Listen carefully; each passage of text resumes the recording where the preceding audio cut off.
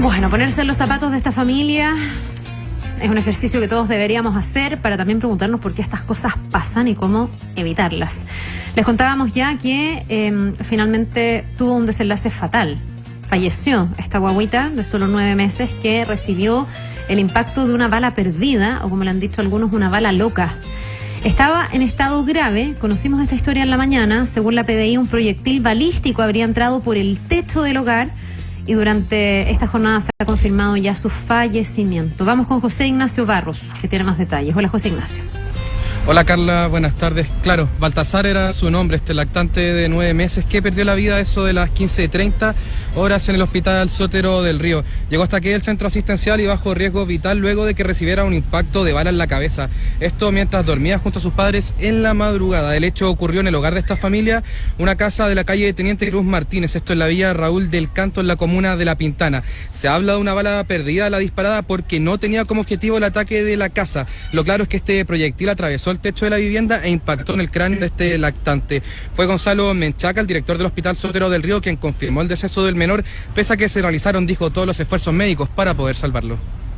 En este momento acaba de fallecer el menor que había sido baleado y que estamos tratando hasta este momento, y está el equipo clínico con la familia en la unidad de cuidado intensivo despidiéndolo. A todos nos duele que un niño nuestro fallezca de una manera tan violenta. Una herida a bala en un niño muy pequeño siempre es muy difícil. Se hicieron todos los tratamientos, todos los esfuerzos, se aplicó toda la tecnología disponible, pero a pesar de todo eso, falleció en la unidad de cuidado intensivo acompañado de su familia. Esta familia de La Pintana está sufriendo lo inimaginable.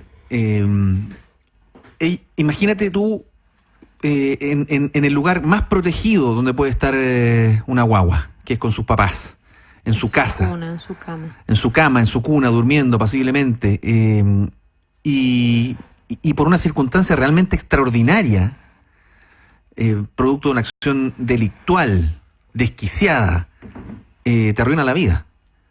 Te arruina la vida, o sea, como familia no sé cómo ponerse en los zapatos, como tú decías, de esa familia.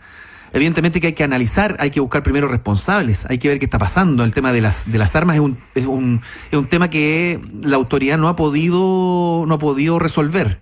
Cómo llegan las armas a poderes de delincuentes y qué tipo de armas. Lo hemos discutido acá.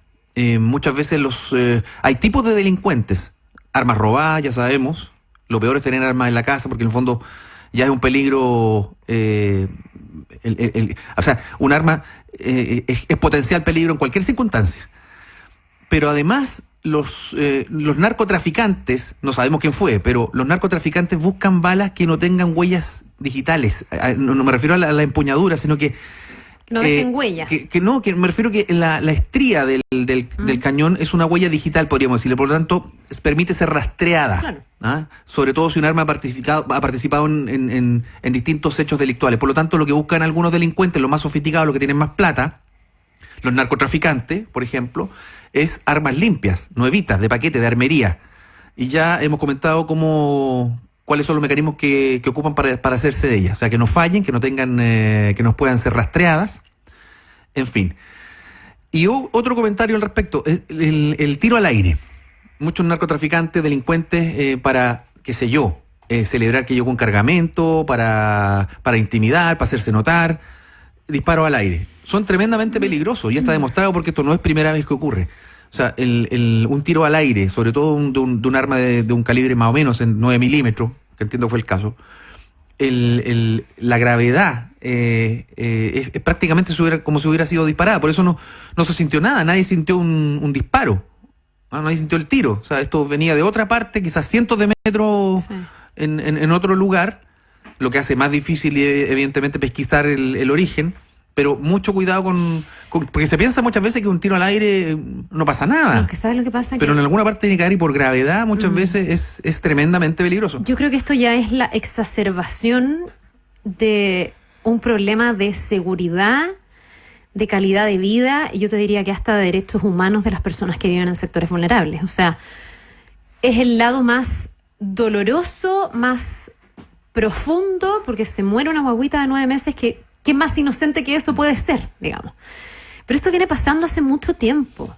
La polémica, por ejemplo, de estos pasajes de la legua que se abren, que se cierran, que se levantan muros, que después los botan, que los vecinos se oponen, ha tenido que ver con esto. Vecinos que te dicen, sí, los muros protegen a las bandas, pero también nos protegen a nosotros de que las balas no entren a nuestras casas. Y han tenido que blindar sus casas. Se tienen que blindar, no duermen tranquilos. Si eso no es una violación a los derechos humanos de las personas, derecho fundamental a vivir en paz, entonces, ¿qué es?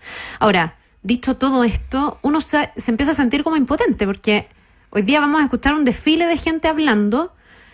Hablan las autoridades, bueno, han hecho un llamado a que se entreguen antecedentes, protección a cambio de datos, pero el problema es que las armas siguen a manos de los narcotraficantes. Yo dejaría de lado a Claudia poblaciones. Pizarro, que es la alcaldesa de La Pintana, que viene hace mucho tiempo reclamando, por favor, pongan atención sobre lo que está pasando en esta comuna, por favor. Y no depende de ella. No, claro, pero me refiero que ella ha sido como la voz desesperada y solícita de ayuda. Yo entiendo que tú te refieres a los que van a aparecer hoy día y mañana no van a estar.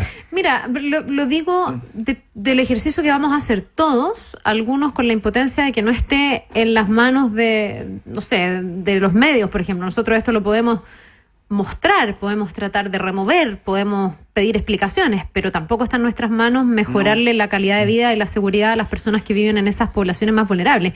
Me refiero a las autoridades de un y otro lado que no han sido capaces de ponerse de acuerdo con políticas estructurales de largo y de corto plazo, que cada vez que hay algún hecho de connotación pública como este, se enfrascan en una pelea que a mí me parece falsa y arbitraria, como si esto es agenda larga o corta, cuando son ambas, y cuando hay que abordarlo como un problema integral y un problema estructural. Mientras tengamos esa mirada cortoplacista, lo único que está pasando es que el narco gana terreno, y mientras tengamos puros voladeros de luces con en el fondo medidas que al final no tienen ningún tipo de efectividad, lo que vemos es que van avanzando los narcos, que los narcos empiezan a llegar donde no llega el Estado, que la gente hasta los empieza a querer, que las armas circulan. Estos disparos han ocurrido a vista y paciencia en los narcofunerales y la policía no es capaz, no ha querido, no ha podido actuar. O sea, eso es importante, no ha querido o no ha podido. Claro. Esa pregunta también yo creo que es importante hacerse. ¿Y cómo llegan las armas a las poblaciones? ¿De dónde vienen esas armas? Por algún lado entran. ¿Vienen de afuera, del exterior? Bueno, seamos capaces de pesquisarlas. Más control sobre las armerías, porque fíjate, en el caso, ya que estamos hablando de los narcotraficantes, recordemos cuál es el mecanismo que utilizan para hacerse de las armas. Esto lo ha denunciado la Fiscalía hace mucho sobre la Fiscalía Sur, hace mucho tiempo, cuando estaba Raúl Guzmán. ¿Qué es lo que decía? Ubican estos delincuentes a 5 personas que no tengan antecedentes. Palos blancos. Palos blancos, testaferros. Van a una armería, le pasan plata, cumplen con, o hacen el tema del examen psicológico, que es muy fácil, compran armas, llegan a las poblaciones nuevitas, buenas armas, de calidad, después las dan por perdidas o robadas, vuelven a comprar. Y ahí te tienen por lo menos 10, 15 armas en poder de delincuentes. Qué difícil hacer un comentario sobre ese tema que sea particularmente original o asertivo o inteligente, que vaya más allá en un primer momento de la empatía básica, y yo lo noto en el comentario de ustedes dos, lo noto en el comentario de toda la gente que leo, que hay al principio dolor. Adam Smith decía en la teoría de los sentimientos morales que la simpatía, que nosotros después le llamamos empatía, era esta idea de que cuando a otra persona le pasa algo, por ejemplo, cuando a otra persona le va a pegar con un palo, nosotros ya estiramos la pata porque casi como por un reflejo instinto sentimos el dolor que siente el otro. Y siento que en parte todas estas conversaciones parten de la base de que, sin obviamente poder ponernos en los zapatos de esa familia, como decía Gerson, algo de ese sufrimiento igual nos llega.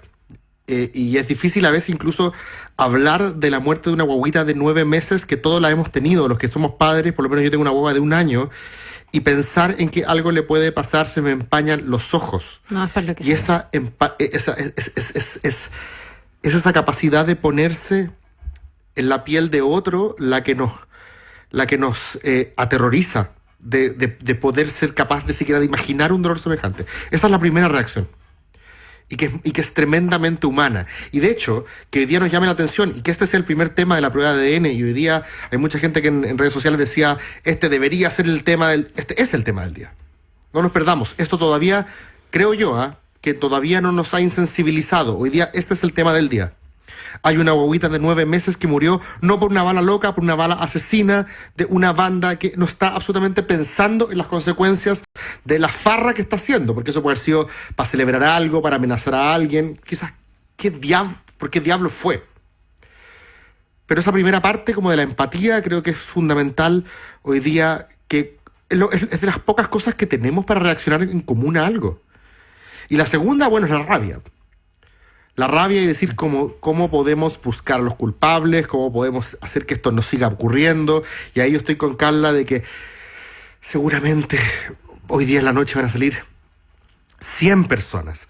Algunas a repetir fórmulas que ya hemos probado, otros a pensar fuera de la caja. Y pensar fuera de la caja puede ser, Carla, desde legalizar la droga para que no haya narco hasta entrar con tanques y militarizar las poblaciones. O sea, estoy hablando de todo el abanico de posibilidades que hay. Y tampoco tenemos ni siquiera la certeza de que con cualquiera de esas dos posibilidades, la más liberal, por así decirlo, a la más represiva, tampoco tenemos la certeza de que no vuelva a pasar.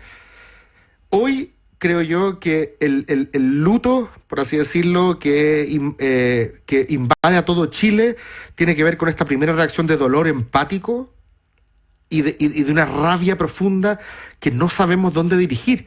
Y eso es lo que hace tan difícil procesar un comentario analítico, político respecto de esto. Yo me siento imposibilitado. Obvio, de manos atadas además. Ahora, hay una vía que a mí me llama la atención y de la que ya me he convencido con el paso de un suceso tras otro, digamos, que yo creo que es lo que principalmente falla en Chile. Porque una cosa es que planteemos si es que hay que ser más represivo, menos represivo, qué tipo de medidas vas a aplicar, pero hay una que a mí me parece que se hace poco, porque ya el nivel de desparpajo que tienen, por ejemplo, los narcotraficantes a mí me impresiona. O sea, hay un nivel de ostentación, plata, que no sé cómo la justifican, no lo comprendo, no entiendo que a través de los bienes no sean capaces equipos de inteligencia de pesquisar quiénes dentro de una población son personas que están trabajando todos los días, siendo personas de bien, y quienes al lado están haciendo un negocio que consiste en andar envenenando a niños, a adultos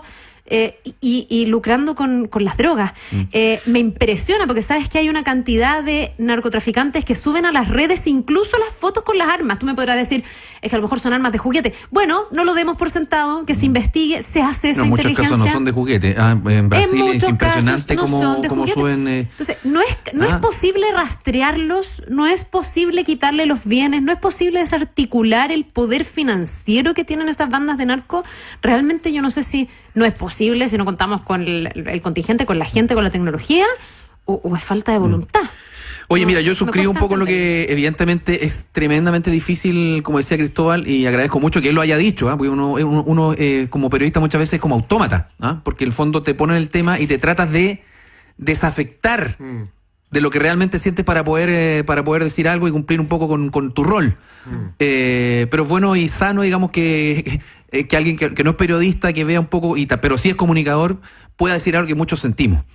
Ahora, tocaste también una beta que me parece tremendamente interesante, que tiene que ver con la sensibilidad y lo conductual, la definición de empatía. Y yo creo que una pregunta válida también es ponerse a pensar quién es el que dispara, qué tipo de persona y en qué circunstancia dispara. Sí. Y acá hay mucha teoría al respecto, porque en términos psiquiátricos muchas veces, me acuerdo que en dictadura se decía, pero ¿cómo puede haber gente tan mala que pueda torturar y tantos?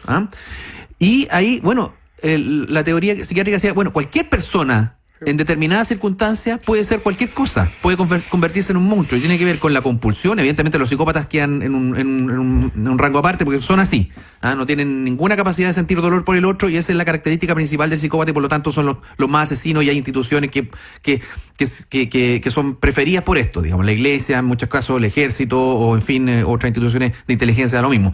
Pero por lo general, en este caso estamos hablando de entornos donde un determinado grupo, para lograr sus objetivos, va enseñando, educando a actuar de determinada manera.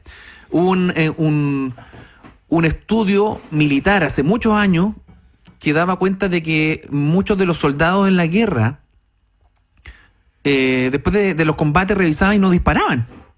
No se atrevían a disparar, no se atrevían a matar a alguien. No se atrevían porque en el fondo sabían que detrás de eso había una familia, no se atrevían por el sentimiento de culpa. Entonces empezó a generarse una escuela de autómatas. Y los entrenamientos eran, aparecía el blanco, dispara, aparecía el blanco, dispara, aparecía el blanco, dispara. Entonces, el tema de enajenación respecto de lo que estás pasando para transformarte en un autómata es una parte que explica, en parte nomás, evidentemente uno no tiene ninguna herramienta mayor para teorizar, pero eso explica una parte. ¿Cómo puedo llegar a insensibilizarme de tal manera? Lo otro de Hannah Arendt era en la banalidad del mal y en los nazis y principalmente en el juicio Eichmann, era que estas personas no es que fueran monstruos morales en la noción que nosotros tenemos como de esta persona que quiere hacer el mal y hacer sádico y hacer sufrir al otro, sino que eran personas que ejecutaban actos malévolos sin estar necesariamente pensando en que lo estaban haciendo. Ellos estaban haciendo otra cosa. Y lo otro es que, claro, la falta de voluntad es tanto, y el otro factor es la compulsión. Lo que vemos, por ejemplo, en grupos violentos, que pocos influyen sobre muchos. Y a través del matonaje van captando, reclutando. Sí, ahora entonces, yo creo que es más multifactorial. Por supuesto, yo estoy solamente explicando, tratando de acercarme al fenómeno. Yo no tengo ninguna respuesta concreta así como para decir esto es lo que está pasando. El desarrollo de la delincuencia, uno ve que las drogas han tenido un tremendo protagonismo. Hoy día tú tienes delincuentes cada vez más jóvenes que están bajo la influencia de las drogas muchas veces a un nivel que no miden, por ejemplo, la violencia. La enajenación. Si uno quisiera darle un nivel ético o cierto paradigma a la delincuencia, Chaguán lo explicó acá. Antes probablemente tenías delincuentes, que se entienda bien lo que voy a decir, más sanos o menos insanos. Hoy día tienes delincuentes muy chicos con un criterio menos formado que están bajo la influencia de las drogas en la gran mayoría de los casos. Entonces se ponen con un nivel de osadía que no piensan en nada más. José Ignacio, ¿tiene más datos? Sí, claro, ustedes lo mencionaban, el tema de las autoridades que han reaccionado a lo que aconteció lamentablemente con este lactante. Quien lo hizo hace cosa minutos fue el presidente de la República, Sebastián Piñera, a través de su cuenta de Twitter. Al respecto, el mandatario señaló que la muerte de Baltasar, este niño de 9 meses que perdió su vida por una bala mientras dormía inocentemente, no solo es una tragedia para su familia, también rompe el alma de todo Chile. Todo mi cariño y apoyo a sus papás y familiares, y además anuncia que la Intendencia Metropolitana, presentó una querella por homicidio, hace un llamado a no más violencia. También les cuento un poco para detallar cómo era esta relación de la familia. La madre es chilena y el padre es venezolano. No están ligados a hechos delictuales, no tienen antecedentes y dormían en la misma pieza junto a este menor.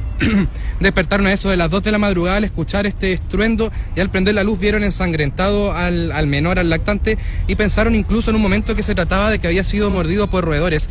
Esperaran, no sé, lo peor, efectivamente se trató de esta bala perdida que impactó en su cráneo. La familia de esfuerzo fue calificada por parte de las autoridades que llegaron en parte del Ministerio del Interior, tanto el ministro Andrés Chadwick como también la subsecretaria de Prevención del Delito, Catherine Martorell.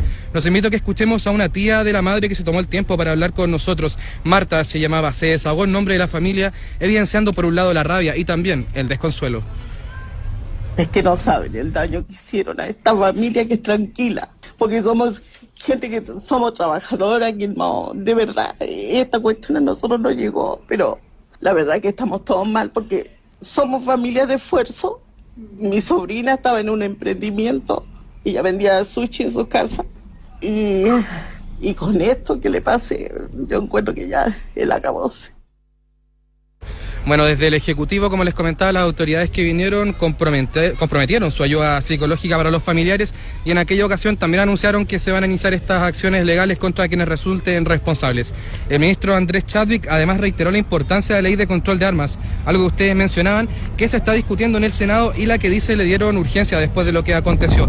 Esto principalmente para otorgar más herramientas hasta el momento de investigar, como la opción que tú comentabas, Gerson, de comenzar a utilizar la trazabilidad o el llamado ADN de las armas para poder identificar el origen y el rumbo de los disparos. Quien también reaccionó a todo lo acontecido fue la alcaldesa de La Pintana, Claudia Pizarro, quien se ha estado bastante cercana a la familia y acompañándola en el dolor evidentemente que sufren aquí dentro del Hospital Sotero del Río. Ella dijo que hizo llegar antecedentes a la policía sobre quienes eventualmente habrían hecho y percutado estos disparos. Escuchemos.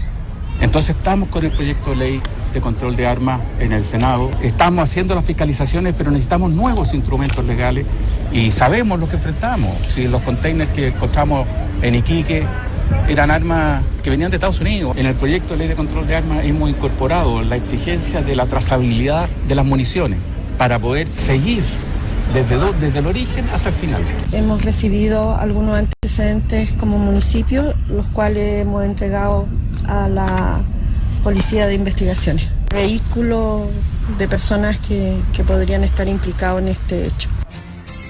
Bueno, y respecto a las diligencias que se están realizando para dar con el paradero de él o los sujetos que percutaron estos disparos que, como ya reiteramos, lamentablemente acabaron con la vida de Baltasar, este lactante de 9 meses, por parte de la Fiscalía Metropolitana Sur, su fiscal jefe, Héctor Barros, designó al jefe de delitos violentos, Cristian Toledo, para que dirija esta investigación. Y respecto a las diligencias que les comentaba, se mantiene la línea de investigativas para determinar a los autores y se está a la espera también de la autopsia del Servicio Médico Legal. Esto especialmente porque se está esperando recuperar y así poder periciar la bala que se encuentra aún al interior del cráneo de la pequeña víctima, Carla. Ni para deseárselo a tu peor enemigo o enemiga. Y lo que en el fondo nos da más pena, porque sabemos, es que mientras esta familia tenga su luto, mientras esa comunidad tenga su luto, y las autoridades digan que van a hacer esto, que están haciendo esto, y que está bien, yo no dudo de la buena fe. Mañana va a haber otra urgencia noticiosa, mañana va a haber otra prioridad política, y en parte como que nos acostumbramos a que esto es algo que pasa. Y efectivamente pasa menos que antes, no hay que olvidarse de que la violencia en general desciende en el mundo y desciende en Chile, pero la forma en la cual nos impacta esto en el corazón, y no hay ni siquiera para que ponerse ciútico, ni meloso, ni sentimentalista, ni quiero hablar del alma de Chile, ni vamos a rezar, no, es que si cada uno de nosotros se imagina vivir esta situación, yo creo que es capaz de quemar el planeta entero.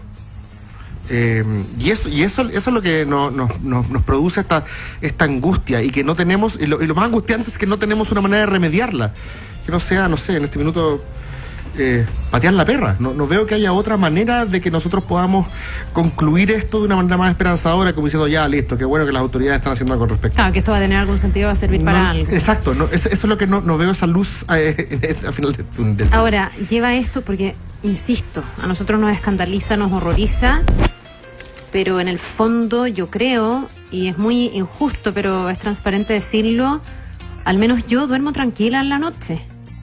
Llévalo a la gente que está hoy día en poblaciones con esta vulnerabilidad todos los días y ve este desenlace. Clave.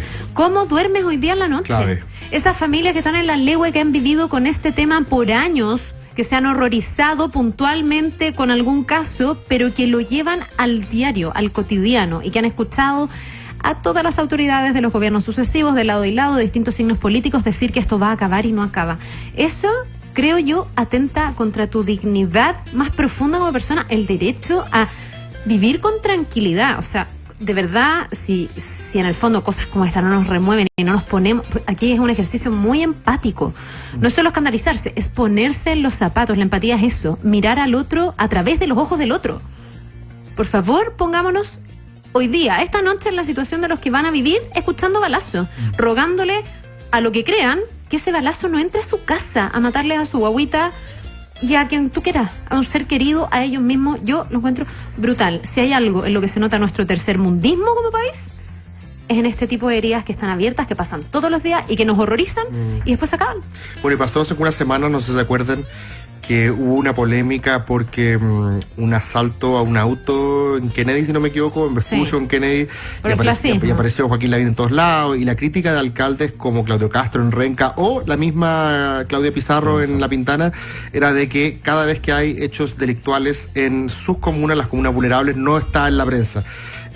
Hoy día sí está, pero está también mostrándonos lo que dice Carla, que es que probablemente en la gran mayoría de las otras, o sea, no sé si la gran mayoría, pero las comunas de los sectores más del sector oriente, el sector pudiente de la capital, este miedo pareciera ser ser menor, que se concentra demasiado en las comunas vulnerables, y eso, la desigualdad del miedo es algo que afecta la manera en cómo somos capaces de darle a todos los chilenos igual respeto. Oye, otra cosa, totalmente al margen, pero que tiene mucho que ver con esto, es la gran mayoría, y así lo hemos comentado no solamente acá en Santiago, sino también con autoridades de regiones, todas las bandas andan movilizadas y armadas. Entonces yo creo que ahí hay un foco claro, digamos. Yo no entiendo. Todas las bandas están movilizadas en auto y armadas. Todos en autos robados, los autos no solo con los cargo, narcos. no sé. Yo realmente... Ya, oye, y una cosa, ya no hay más balas locas. Si la bala no sale sola, a loquear. La bala salió, y cada vez que un tipo la dispara, tiene que entender que eventualmente le puede llegar a alguien. Esa bala no es loca por el hecho de que la disparó pensando en que no le iba a llegar a nadie. Cada vez que se dispara puede eventualmente herir a alguien. Así que quizás también, no quiero ponerme millennial a patrullar el lenguaje, ni decir que la próxima vez que alguien diga bala loca es insensible, pero estas balas no son locas en el sentido que salen solas, ni se mandan solas.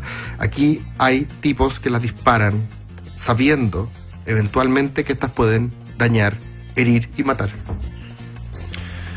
Bien, pues, José Ignacio, no sé si hay algo más o seguimos más adelante. Sí, no, claro, un punto para reforzar lo que mencionaba Carla respecto a los barrios y a la tranquilidad que no tienen estas personas al momento de dormir con las balaceras que se generan. El barrio donde vivían estas personas, donde lamentablemente impactó, era un barrio tranquilo, según clasificaron las autoridades. De hecho, no era un barrio prioritario, podríamos decir que era de los sectores más tranquilos de la comuna, dicho en nombre de la propia alcaldesa Claudia Pizarro. Es decir, aún más se sigue extendiendo estas redes y abarcando barrios que, pese a estar dentro de comunas que son tradicionalmente estigmatizadas, no eran barrios que se destacaran por tener este tipo de situaciones.